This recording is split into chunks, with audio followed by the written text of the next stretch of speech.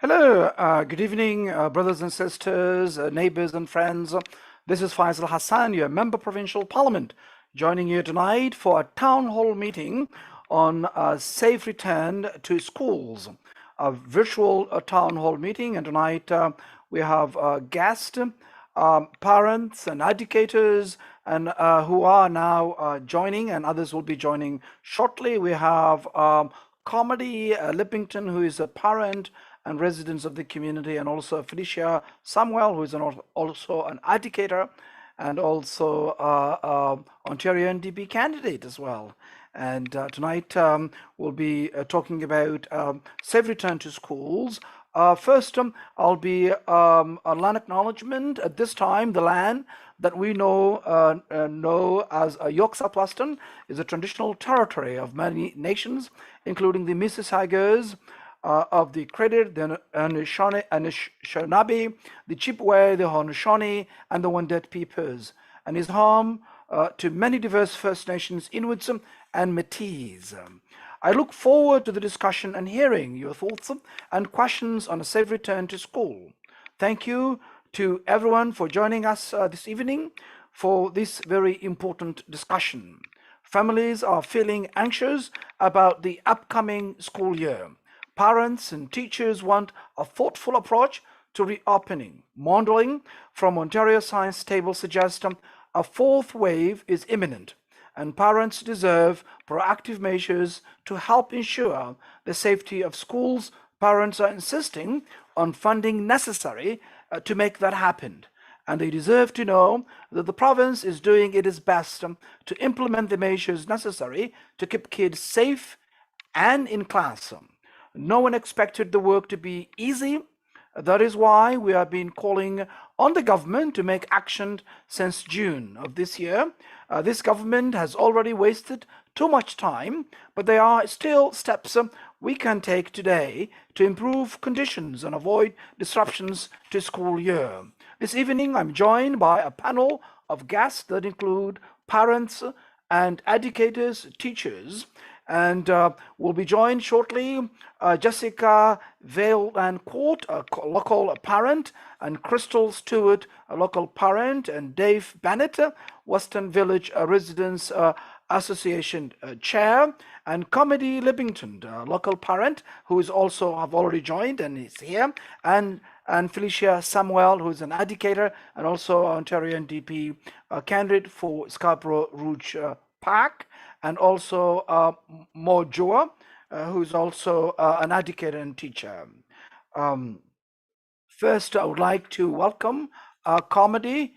I know. Yes, hello. Hi there. Sorry about that. That's all right. Go ahead. This is Carmody. Yes. Would you like me to begin?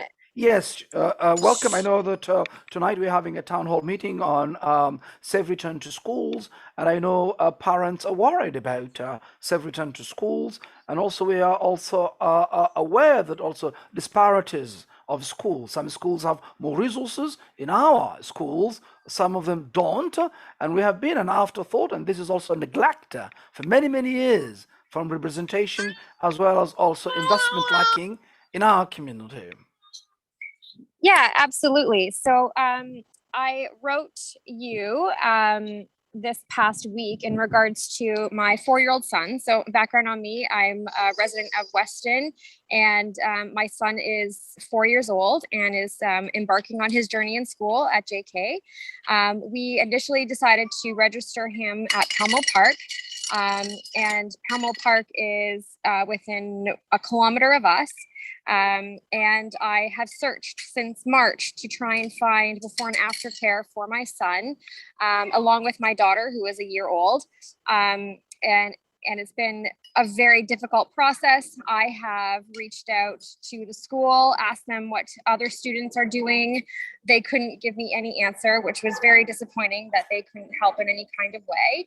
I also reached out to neighbors, and just recently I've had some neighbors reach out and say they could help, but again, it's not a permanent situation. It's temporary until maybe we could find something. We've asked for transportation. They denied us transportation. We appealed that, and again, we were denied. And so we found a babysitter in the area, but the bus that goes past her house is only for the Catholic school, so St. John the Evangelist. So after all of this, we are trying to get him into St. John the Evangelist last minute because nothing seems to be coming through. And this is very disappointing to us because we are not Catholic. We do not identify as a Catholic family. I have to enroll myself in the RCIA in order to attend Catholic conversion class and go through with a confirmation and a baptism, which I don't want to do, but I suppose I'm going to have to in the name of my son receiving an education.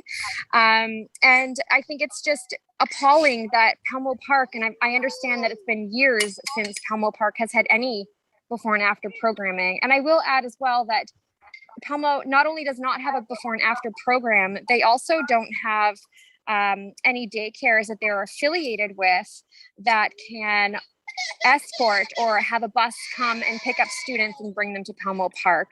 And I think that's absolutely ludicrous. I don't know how any dual income family is able to do it. I understand that I am living in a neighborhood that does have multi generations in the home, but we are not one of those people. And Weston is, seeing this generation leave, and we are now coming back into a new generation with younger kids. So I'm hoping, and my hope in reaching out to MPP Hassan here is to make sure that we can get more resources. And I apologize for my child crying in the background. I will stop now. Thank you very much. Well, thank you very much. And I think it's very important that we note here that in our community, there are many schools. And Mo, could you mute your phone there, please? Because there's more. Just mute yourself. We'll invite you when you're speaking. Thank you very much. And this is also, we want also, it's not about contrast Catholic school versus public school. All we are saying here is that we want all schools have resources. And that's, I think, the point here. And I think this morning I've also written to the Minister Loche to put resources in the schools in Palmo Park and others that have lacked so much investment in our community. And I thank you for joining us tonight. I bring here also Felicia Samuel, who is also a teacher and also a French immersion teacher who also are running for the Ontario NDP for the next election 2022. I know that teachers also are concerned about safe return to school. Thanks, Faisal. Yeah, for sure. So hi, everybody. Good evening. So not only am I an educator, I am also an executive member for the Elementary Teachers Federation of Ontario, Toronto local. So I support teachers in the York Southwestern riding. It's one of the areas that I support. And the biggest thing about this pandemic is that it's been an opportunity for this government to actually invest in education, and they've done the opposite. They haven't put in the money that's been needed. They've actually taken money out now thinking, I don't know what they thought. If they thought, we're past the pandemic, not at all. We still needed the supports that were supposed to be in last year. Some never came in, and even more. So for example, class size. This has been an issue for such a long time for educators. We have fought every contract in order to decrease class sizes. And the result, the last negotiation, no change. And then when COVID hit, you would expect that we need to be able to physically distance students. So of course, at this point, there would be a decrease in class size, but no, the government still wasn't really making the decrease in class sizes that we needed. So where we find ourselves now, we can't actually physically distance the students according to Toronto Public Health guidelines. And that's a problem. If during a pandemic, this government will not make the effort to reduce class sizes, which we always knew was important just from a pedagogical standpoint, they won't do it now for safety. What is it going to take? For me, that's the ultimate disrespect of families, of communities, of educators, and we need better. On top of that, when we're talking about health and safety, we don't have proper ventilation in our schools. In a lot of our older buildings, we have systems, ventilation systems that don't actually work properly. Some of them are so old, you can't put in the MERV 13 type filters in them. So that's a problem because we've identified that that's the kind of filter that's needed in order to clean the air adequately for our students. So then you bring in these mobile units, which by the way, Lecce had promised them for last September. So last school year didn't happen. A lot of them didn't come in until March. And if you recall, we were already out at that point. So again, students, families did not get what they needed at that time. And now they're there, okay. But the question is, will they be serviced appropriately? So I spoke to one of our health and safety reps today, just before I came on here, just to make sure I had the most current information. And she let me know that it wouldn't be the boards actually servicing them. It's the third party where they got them from that would be doing that servicing. And you know, once we're getting into third parties and coordinating with boards, we know how that can go. So that's a concern that we're flagging now. So definitely stay tuned, but keep that on the radar because that's something for us to watch. And even with these filters, we have kids in classrooms that are not necessarily properly getting the air in because the windows don't open or they don't have windows, and they're eating in these classrooms without masks. And we already know that you cannot vaccinate kids under 12. So what is that going to do for spread? Remember, ventilation is an issue, class size is an issue, and now you're going to have the kids in the classroom eating without masks. So all of that is at play here. And I'm just trying to make sure I tell you everything. And in terms of safety as well, there's no contact tracing. There's no rapid testing. That's not happening in our system. So these are all things that need to be put in place if we're going to talk about a safe September, if we are going to talk about how we value our system and our kids and their families. And we're not getting that with this government. And it's extremely frustrating. And for me, as somebody who represents members, it breaks my heart to hear them calling me scared. They're scared about what's going to happen to them and their students because of all of these things that are not properly being taken care of. And we really need to push this government. You all are lucky in New York Southwestern, you have Faisal, you have NDP representation, but for too many of us, we don't have that strong NDP representation that can really push for the change we need. So we need everyone pushing this government, Lecce, Ford. If you have a conservative MPP, we need you to be pushing. So please note how important it is. And at the end of the day, when we talk about a strong public education system, teachers have been asking for improved resources for decades, making sure that we can give the best educational opportunities to our students. And what does this government do? During the pandemic, they'll always do the least. They're giving contracts to organizations like TVO to provide online learning opportunities. That's money going to basically an organization that's not directly supporting public education. And that's a problem. Once again, money is going elsewhere instead of in the system where it's required. So there is so much to hold the government to account to. I will leave it there. And I don't know if we're doing question and answer later, Faisal, but we'll be doing all of that. First, I would like to bring the guests who are here, and I know that Ford's Conservatives 2021 budget cut of 800 million from classrooms compared to just last year cuts. Capping class size would also ensure kids are socially distanced during the school day, especially for those long stretched where they are sitting at their desks.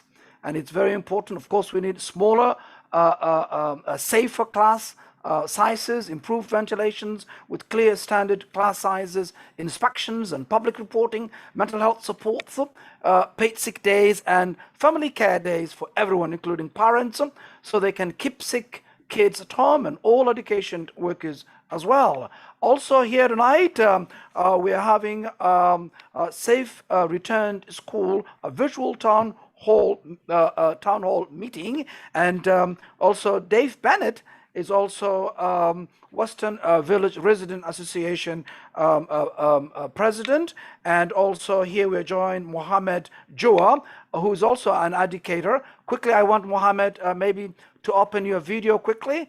And are you still a teacher? Mohammed, come quickly. Yes, sorry, but my connection is a bit unstable, so my video is not working very well. But I echo Felicia's thoughts. Teachers We cannot hear you. I think you're having a challenge there. I'll come back to you then, more Joa. Maybe you can mute yourself. I'll bring Dave Bennett, who is the chair of the Western Village Resident Association, who's also a parent and also has been a long The actual parent. size is about 900 Hello? square feet. Are you speaking, And Mohammed? if you with the furniture, I only have can. like 450 square feet. If you have a class size of 26, that's too much. Oh, I see. Okay. Yep. Hello. Thank you very much. So Okay, could you just mute a minute? yeah, I'll bring you back. Just mute yourself. Yeah, just mute. We cannot. I think your audio is not square feet clear. left. That's not very much. No. Okay, could you mute that there quickly? I want to bring to Dave Bennett, who is the chair of the Western Village Resident Association and who has been a long time parent, activist parent, who also chaired our St. John the Evangelist School. Welcome and thank you for joining us, Dave Bennett. Thank you, Faisal. I really appreciate the invite and thanks for doing this tonight. On all parents' minds, it's information. We don't really know what this school year is going to look like in compared to last year. And there's a lot of parents also going into kindergarten or for having young children going to the school for the first time. So they have nothing to play back on. Well, it's going to be like last year. I wasn't here. Right. So we have to put ourselves in the shoes of even new parents and new parents even to Canada.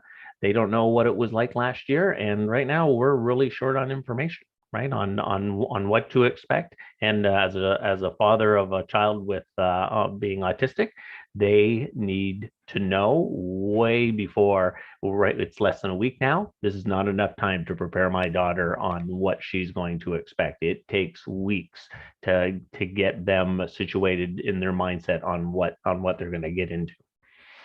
Absolutely, and I think the parents and teachers and all of us have been concerned about safe return to school, and this government had plenty of time to work with parent associations of schools, a community there, and also teachers. But still, we need also to call also the test air quality of each classroom before schools reopen and to post results as well so that the parents also know about that as well.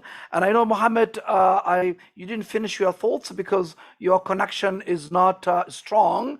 Are you able to finish your thoughts quickly? Yeah, I was almost done. It's just that, over the years, there's been too much neglect in the physical infrastructure of schools. There's times where roofs have been leaking. Some of the plumbing is so outdated and very old. How can we treat our public resource like that? We spend a lot of money on roads and highways. It's unfathomable. Why don't we spend money on school infrastructure? And as the last speaker was saying, the filtration of the air is very important. Something's got to be done about that. Thank you. Well, thank you very much. I think your connection is not strong. So, so thank you for joining us quickly there, and you can mute more so that we don't hear the noises coming from your background. Thank you very much. And I know that also many members of our community also is concerned the resources of the schools. We heard a comedy wanted to send her child to Palmer Park, and Palmer Park doesn't have the resources needed there. And I don't understand, Felicia, why some schools that don't have those resources. Why is that? Oh, let me tell you. So Mo did touch on it, the fact that schools have been under-resourced and not received proper investments for decades. But what we also need to remember is some schools have a community where they can fundraise. And when you look at schools that have a lot of fundraising happening, they have the latest and greatest. And so that's a huge discrepancy in our system. In the public education system, it shouldn't be that you live in a very rich neighborhood in order to get an optimal educational experience. That is not what public education is about. And that's why you're going to find like some schools in New York Southwestern don't have all that they need because they don't have that money coming in, that extra revenue from fundraising and well-to-do families. Let's be blunt. And that's something that needs to change. It really does. Very good, and I think that's why parents, when they need those services, if it's not there, that's the only time that they found out the system is not working for them.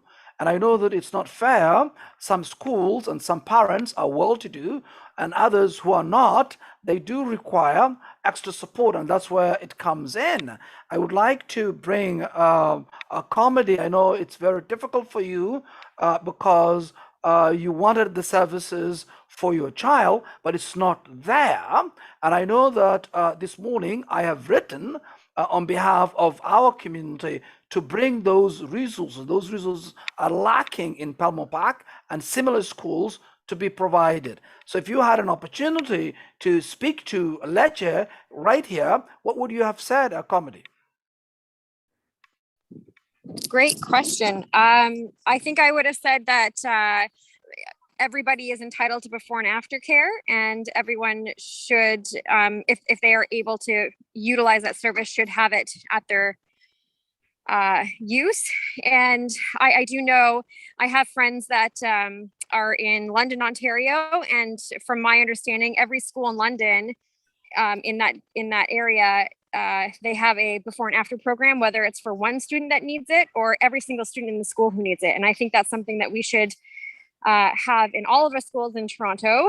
And it makes sense. We are a working city. We have all of these other resources for other things that, and it just seems so silly that parents and guardians of children are unable to utilize services that they need in order to maintain their lifestyle and to survive. Thank you. And I know that those who are joining us live, YouTube and Twitter and Facebook, welcome. You're watching Faisal Hassan, your member provincial parliament, hosting tonight a town hall meeting on conversation on safe return to schools. We'll be able to take your comments and questions, as well as also to include also your thoughts about this also. And if you have also similar experiences here, welcome for joining us. This plan is months late and millions of dollars short, and it is clearly taking risk with our kids. We need immediate action in this, and we need also resources. And I know that Dave, you have also been aware of the challenges of our schools. What extra help do you think that also all the schools, whether they are Catholic or public, need that in our community they might not be able, also all of them are not able to fundraise for the extra money that the government is asking parents have to do? And Felicia touched on a really important part, and we felt that at St. John the Evangelist. So we had, as Faisal mentioned, we had a new school finalized and built 3 years ago, but we separated 10 years ago, meaning that we announced that we were going to relocate, and everybody that had the will or the funds to relocate their child, meaning that they could drive them to another place, we lost all of those people with the financial need, and those are the people that aren't working 2 jobs, right? And so our volunteers went way down. Our fundraising playbook really had to change. When you're in a neighborhood that is socially bound by the financial income per family, it makes a huge difference all the way into education, where we're supposed to have the same education for everybody across this whole province. It's not that way. When a child has to share an iPad with 5 other children compared to a place of efficiency that has one for every, right? And it's the latest and the greatest. right? When something gets broken or misplaced or whatever, boy, that's 5 children that are going without. And back to my example, right? And so it was, yeah, it's huge. There's parent councils out there with hundreds of thousands of dollars in their accounts. And meanwhile, you know what, St. John the Evangelist is, yep, using every dollar, helping out, making sure that we just had equality, that a child didn't get left behind. For going on school trips and doing the stuff that really mattered to the children and their experiences throughout the year to make sure that they felt inclusive, because that's the name of the game, and that's what we're not getting. Absolutely, and I think a safe return, safe September plan that includes is required, smaller size classes, and that is also, I know last year all our schools have smaller size classes, which was also because we were termed as hotspot, but still there were others in other communities that didn't. But also it hasn't also been improved ventilations with minimum standards. Extra mental health support was lacking, and also paid sick days for all parents, teachers, and education workers, and a strategy for also vaccinating as many folks, educators and students as well there. And this is also requires government not penny pinching, but also putting resources. I don't understand why schools like Pelmore Park are struggling, lack of investment. They don't have, before or after programs for young kids. And we are also, our schools, when you look at it also, the statistics, we are not doing that well. So why shouldn't schools like our community not being invested a little bit resources more than the others who are well-to-do or affluent schools? I know, Felicia, you are education worker, and what do you think about that? I agree with you that we need to make sure that we are investing in schools that need the extra support. And when you look at bigger picture, I appreciate that Carmody mentioned that before and after school programs, because for me, I'm a big proponent of wraparound supports. And when we look at our schools and higher needs, not only are the schools lacking, but we see what's happening to a lot of kids in these areas as well. They get into gang violence, they get into trouble. And it's because they don't have the supports that they need in order to aim higher, do better, succeed. So imagine if we invested in these schools that need the support. They had their before school programs, their after school programs, and it went a bit further where these kids also got the opportunity to learn additional skills. And then when they go home and they get fed, they get their dinner. So when they go home, their parents can actually join them, because we know a lot of these parents are also working very late hours in order to support their family. They're working 2, 3 jobs. So imagine if we could have these supports in our schools that are taking care of our kids until they can be with their families. Imagine the outcomes that we could have, and you would see the improvement across the board. And I don't think it would cost a lot of money. I think it's very doable. It's about allocation. It's about a government stepping up and making those critical investments. And this means so much to me because a lot of the kids that are affected look like me. They look like us, Faisal. So I would love to see that happen for our kids soon. Absolutely, and I think it's the right thing to do for all schools, and all boards are resourced equally and also provided those like our community that need extra help being provided. And I think it's important that also as we returned September 13 to also bring this at the legislature, and my letter also, I want Mr. Lecce to respond what he's going to do to provide those resources specifically in Pelmore Park and other schools in our community in that regard. And I know that Charity, I know that you are experiencing, and it's also a tough time. The parents, they're forcing the parents to give up their employment, and that's also a very difficult challenge, when the schools in your neighborhood is not there, and some schools in your neighborhood also have resources, but also the ones you are required to send to your children doesn't have that. It creates only to say that why some schools having resources and ours is not. And I know that the Catholic schools are doing a fantastic job. I've visited many schools, and that's a good thing. But also we want other schools similar like Pablo Park and others also have those resources, and we don't want the government creating division, saying that, these schools are good, but these schools are not bad. So what is your thought, Charity? Yeah, great question. I think it's a tough subject because I mean, from our circumstance in our neighborhood, yes, we are struck with that stark contrast that St. John the Evangelist has done a very good job at getting a bus to every child that needs it, before and after care for parents that need it. I I think if Pelmo Park could just, or if the parents could bind together and just, raise enough money to get it going. But not only that, get Stephen Lecce to come on board with this and provide us with a little more help so that we can utilize the school that we're zoned to.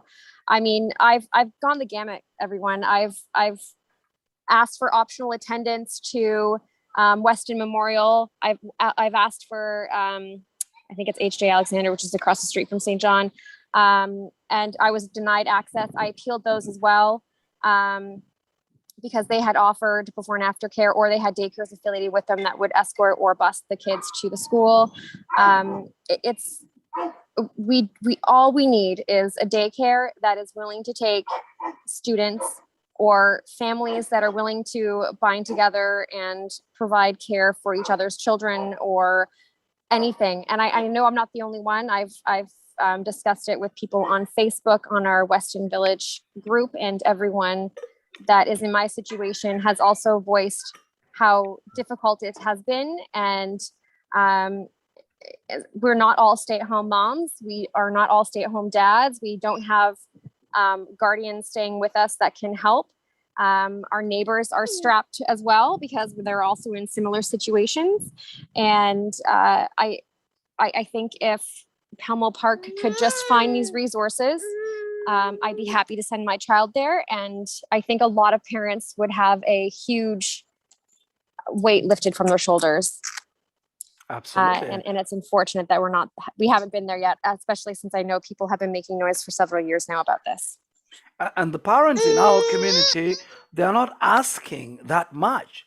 They're asking a fairness to provide resources to schools that Minister Lecce and Ford government, and before that also Kathleen Wynne and Dalton McGuinty were governing this province. So this has continued. We need this to end, and we want immediate action. I know that also this government have cut 800 million for schools as well, programs and other services as well. And I know that I hate to contrast. We want all our schools to do well, and I'm so proud that some schools are doing well in our community, but also we want all schools to do well. And now we need also all the parents coming together and also demanding also together support for other schools that are not doing that well, because we want every child to succeed. And also I think it's important that we also hear the parents' thoughts on this. I know that Mohammed has been also. I know you're having a bit your system there, but I know you have been a teacher. You have a high school teacher for a long time. And what is your thoughts to fix this? I think the basic problem is the funding formula. So it's an outdated formula. That needs to be updated and improved, and it allows funds to be used for other purposes, and I think there's got to be more boundaries on how funds are used. So that's one. Another issue is, like, if a child needs support, special education support, there's a huge waiting list. A lot of parents have to go private to get their children assessed, and that's limited, scarce resources for parents. And why should they have to do that, right? It's a public system. They should be assessed within reasonable time. So that's another issue. In terms of resources, there's got to be more resources in the system. And it goes down to the funding formula. I think once that gets addressed to some degree, maybe the other things might just come together, I hope. Well, Thank thank you. you. Thank you for your contribution. We could hear now very clearly, and that's good. Yes, Dave, come in, Dave. Yeah. If I could comment on the Pelmo. So you have to understand my background is with the Catholic board, but we didn't have before and after hours. And so we reached out through the principal and found out what that suite number was. And so back in the day, okay, we needed 12 children before or 12 children after to get that type of program. And what we did is we hooked up with the parent council, and then I became a member of the parent council there for almost 15 years. I got 4 children, and found another 9 parents that needed the same type of work, and made that formula, that funding formula, work for that school. And there's a deadline, of course, right? But the issues are you need to know this before going in, right? And that's worrisome because there's deadlines for all of that, and I think it's within the first 12 days of school. And what are those parents supposed to do for those even 12 days of school, even if it's supposed to happen, right? That isn't how we plan years in advance for our children. And to do something within 12 days and having okay, boy, if I can't get this support, I'm not going to be able to pay the mortgage or pay the rent, and I'm going to have to pull them out and go to another school if that's possible. Wow. Really? Wow. Like that's devastating. That's devastating. Any child that has to move because of funding not being there from the province, shame on them. Very good, absolutely. And I think we can do better, and we can do better to look after our children. I mean, we need to invest their lives early on, and we were also worried about when they go to universities and colleges. A lot of them, even when they graduate, they still ask when they apply jobs experiences. And that's also a challenge for them.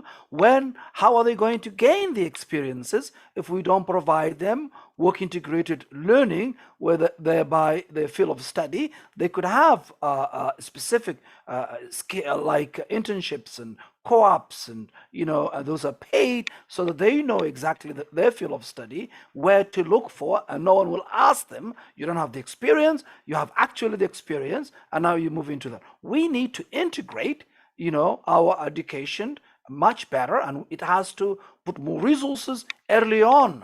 And I think this is important, and definitely is something I'm definitely willing to fight for our community and across the province. I'll bring Felicia Samuel.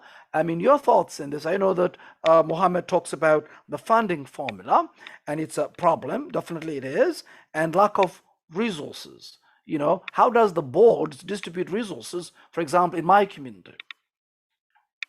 Do you know anything about that? Yeah, so the board, they do have different areas that have higher needs, and they do provide some additional funding to those schools, but that's not enough. If you have a basic funding formula that's not working, you give a little bit more money as a bit of a Band-Aid solution, you're not really addressing the needs of the school.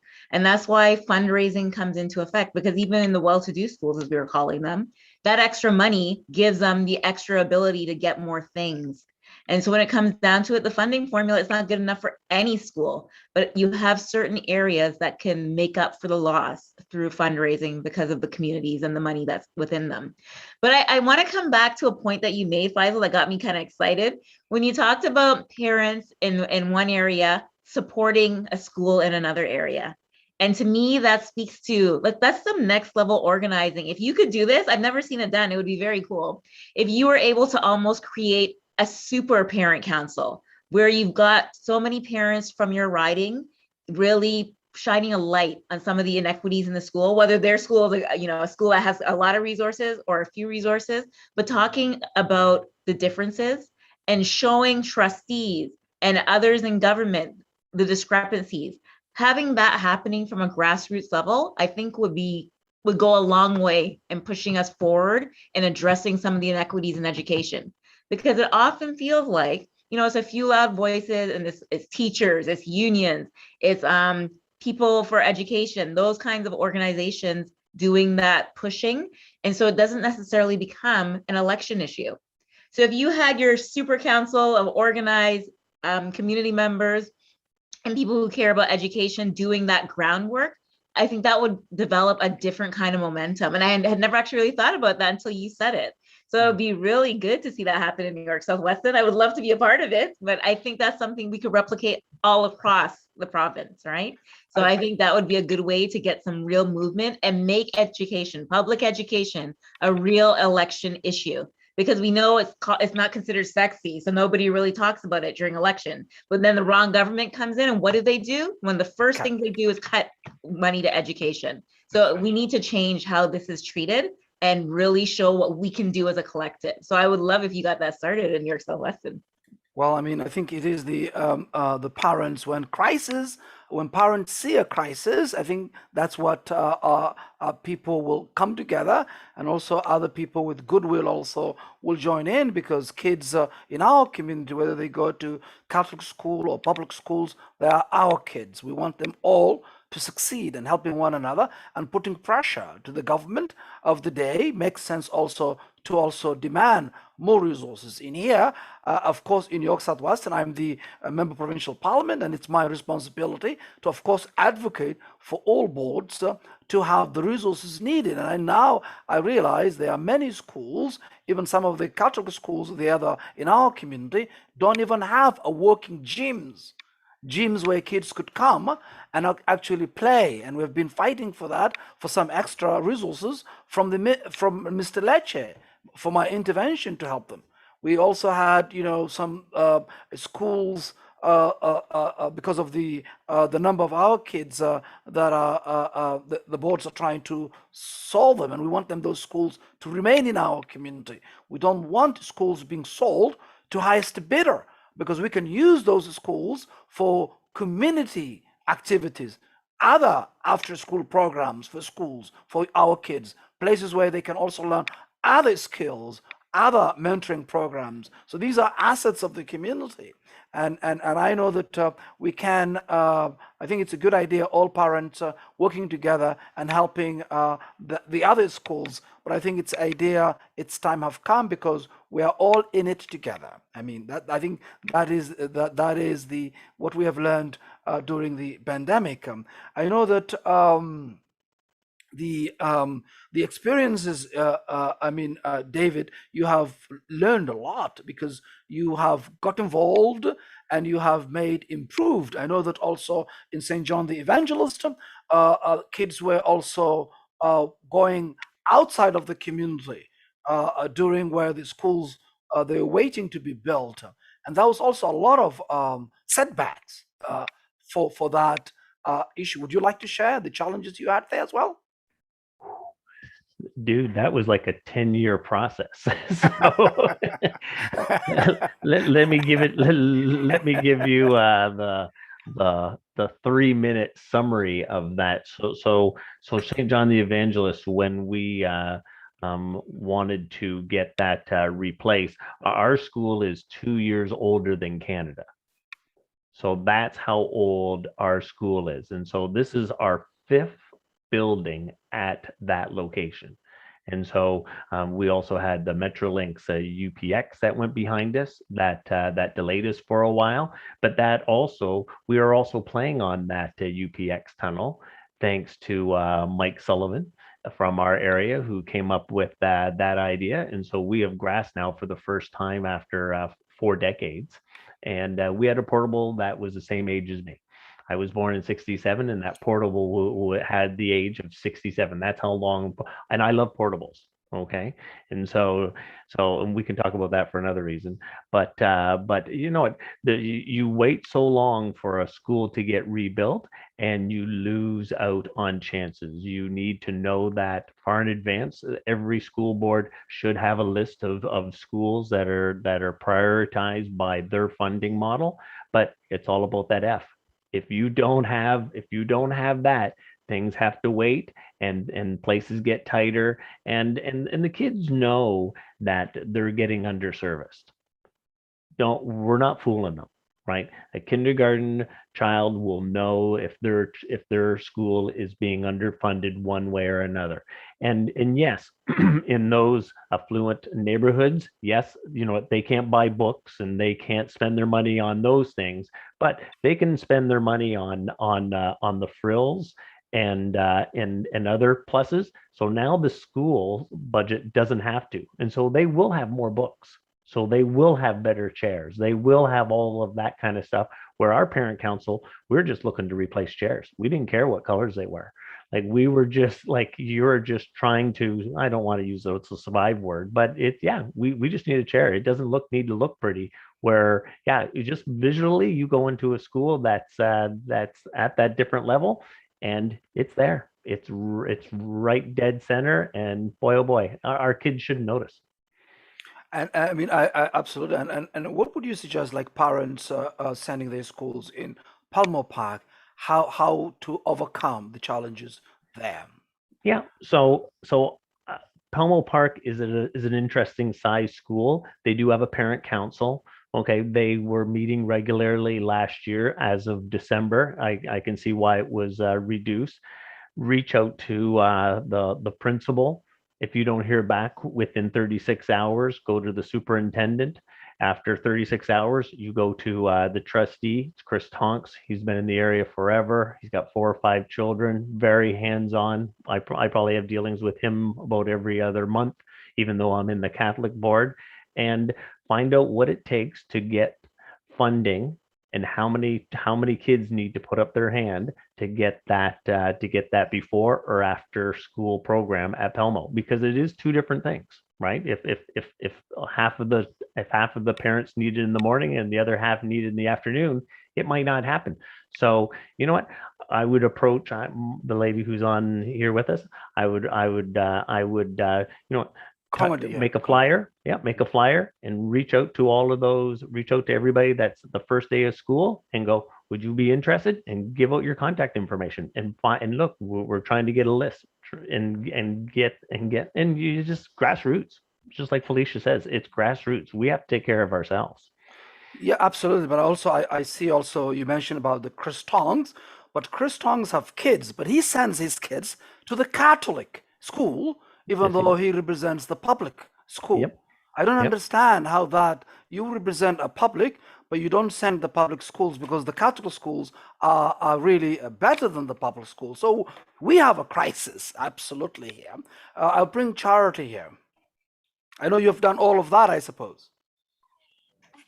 Yes. So I had spoken with the principal at Pelmo Park before he's now no longer at that position. It's now a new principal.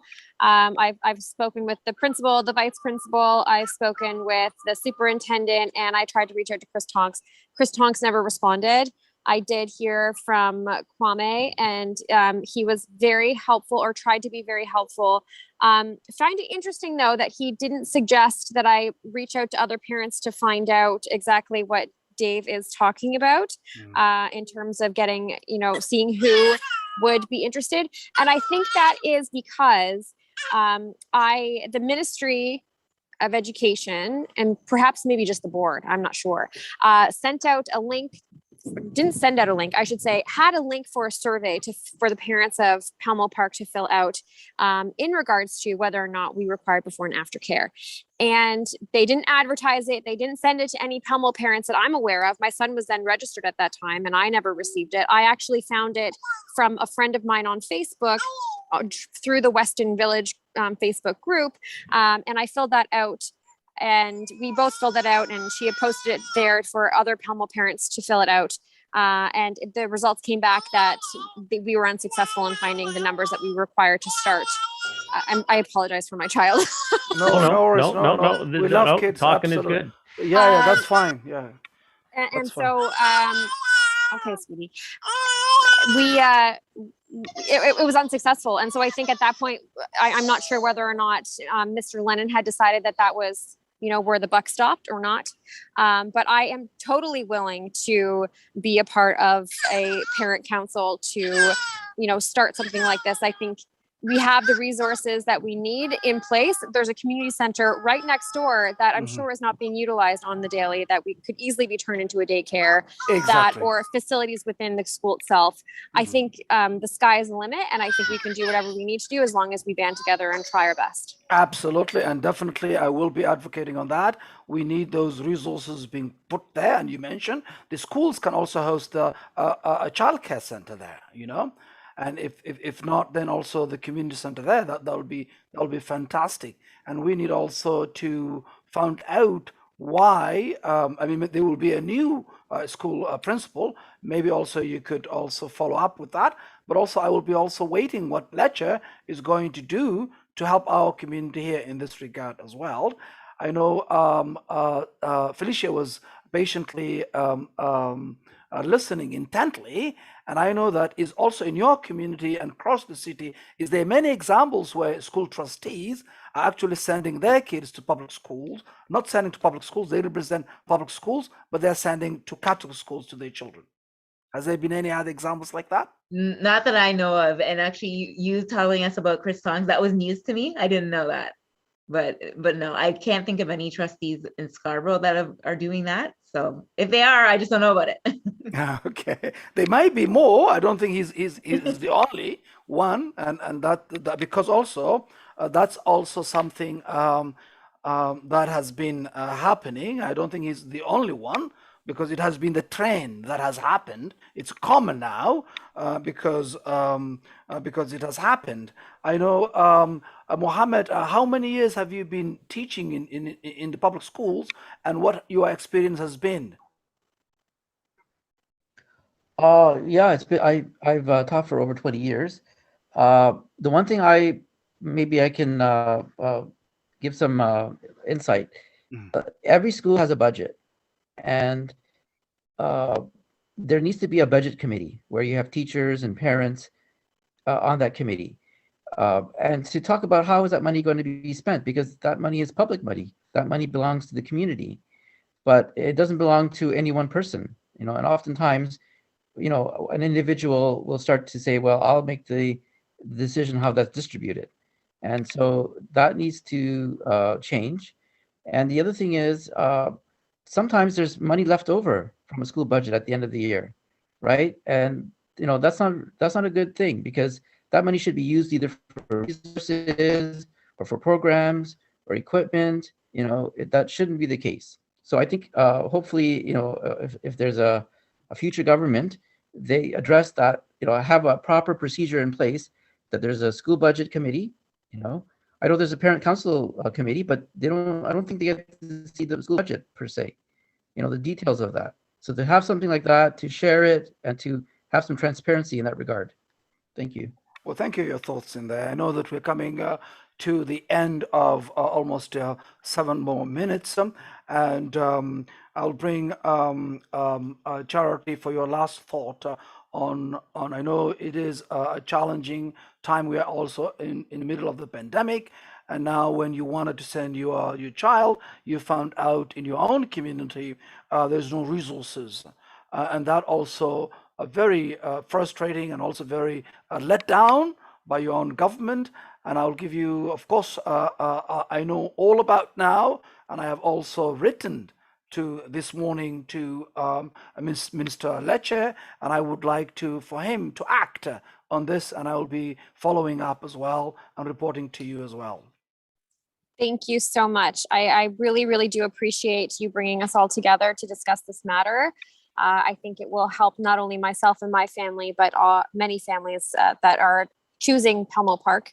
And possibly we can sway some other parents who have been in my position, where they are feel like their hands being forced to send their kid to another school, may come out of the woodwork here and also help with this task. So thank you again so much. And to everybody that has participated today, I'm so happy to hear all of your thoughts on this as well. Thank you.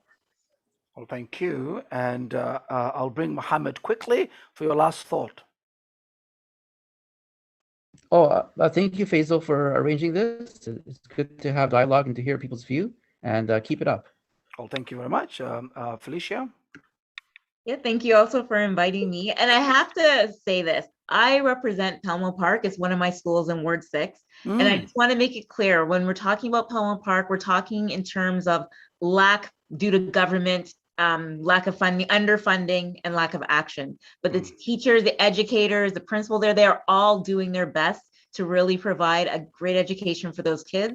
So I want to make sure we're all clear on that. Pelmo, show Pelmo some love, because they're doing the work, but they're doing the best with what they have. So let's make sure that we're not coming down on them. And again, thanks for having me.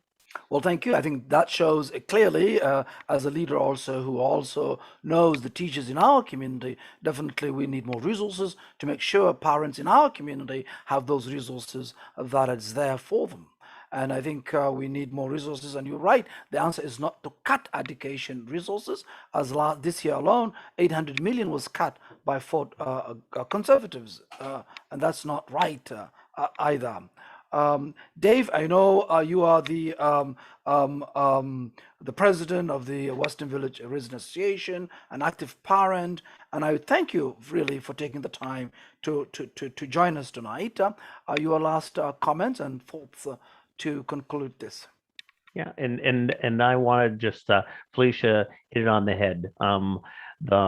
The public servants at our school, their hands are tied when the money's not there, right? And so my approach was always not fighting. Just look for a solution. You just look for a solution. So how many parents do I need to find? Right? Do that. So what are the numbers and what's the deadline? Right? And ask those answerable questions, right? Not, oh, why can't I do this? Right? No, answer those, get those answers and reach out and organize, right? Organize. At the beginning of the first year, every year, I always look for very approachable people from all different backgrounds and shook their hands. Hi, I'm Dave.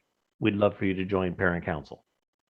That's all you have to do. Get a very active group that really well represents Pelmo across all the grades, all the colors, all the backgrounds, all the nationalities, right? And that would be the power in Pelmo and getting the numbers and then therefore the funding, right? That would be and reach out to me. I'm on Facebook, Dave Bennett in Weston. Yeah. And he's also the president of Western Village Residents Association. And definitely, with your extensive experience in this, I think many parents will be relying on your expertise, and also you can also hand to provide them also to organize in that regard. And I know, Dave, you believe this. We're all in it together. We want sure. public education that have those options, of course, but also they are also both working to the standard of our parent in our community. Well, thank you to all of you who have joining us, and there were others who were supposed to be joining us. Somehow they could not join us tonight, and also we thank them as well. And as you have heard, folks who are joining YouTube and Twitter and also Facebook page, Faisal Hassan, NDP, parents and educators are disappointed with the lack of action on the part of the government. Many challenges remain, and after this school year that we have all been through, we are right to expect better, and we can do better by relocating more resources to give our young kids early on, prepare them for the future. I will be returning to the legislature in the coming days. The legislature will be resuming again on September 13, and I look forward to taking the opinions shared tonight with me at Queen's Park. It is never too late to invest in safe schools for our children, especially when the threat of growing case counts continue to loom. We owe it to parents, children, and educators to do this right.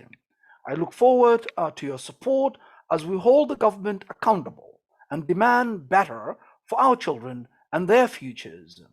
Those of you who are joining us tonight also, thank you. We were not able to take your comments and questions tonight, but definitely I will be also happy to do so tomorrow night. Tomorrow night, as you know, I'm going to have, as usually do, every Saturday, bring your coffee and tea on any beverages you like, and let us talk about the important issues of the week. So we usually meet from every Saturday from 3 to 4, but now we're going to shift that every Friday from 7 p.m. to 8 p.m. So you can join me tomorrow, and we can also update you and also take some of your questions as well. Until then, I would like to thank Charity,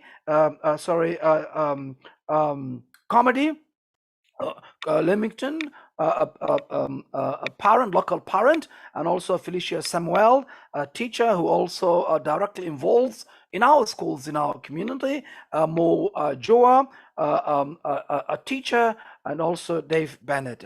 Thank you to all, and those of you who are also watching us, thank you, and good night.